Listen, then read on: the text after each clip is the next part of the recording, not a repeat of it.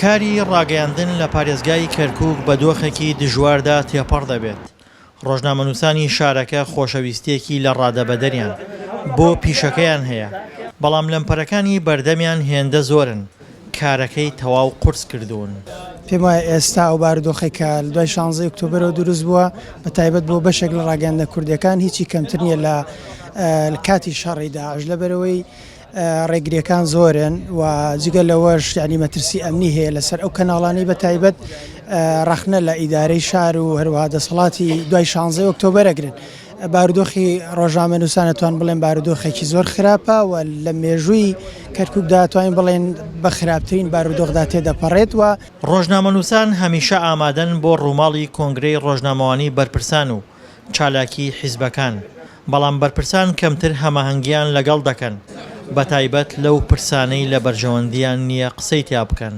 بە پێ ناتوانن ڕۆماڵی هەموو چالاکیەکان بکەن یان ڕۆماڵی تەقینەوەکان بکەن. نیسە بۆ نمونە ئەو تەقینانی دوێنێش و ئەنجامدا ڕێگری لە بەشێک لە ڕۆژنامەنووسان کرا نەیانتوانی مەسەن ڕۆماڵی بکەن، هێتر ئەمە خۆی بۆ خۆی پێشێرکاریە بەرامبەر سەرجەم ڕۆژنامەنووسان نەکرێت. طبعا الصحافة مهنة يعني جدا تكون صاحبة متاعب. ڕاگەاندن کارێکە ماندووبوونی زۆری تێدایە، بە ئاسانی ناتوانانی ببیتە ڕاگەاندکار.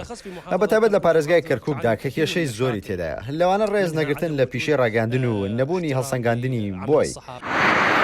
کێشەی نێوان پێکاتەکان کاریگەری لەسەر ڕاگەیاندکارانیش هەبووە و جۆرێک لە دابەشبوونی دروست کردووە، بۆیە ڕاگەیاندکارە کوردەکان زیاتر لە ناوچە کوردیەکان و عەرەب و تورکمانەکانیش زیاتر لە ناوچەکانی خۆیان ڕووماڵ دەکەن، بەڵام هەمویان وەک یەک ناڕازین. العراق من أسوأ الأماكن التي يمارس فيها الصحفي.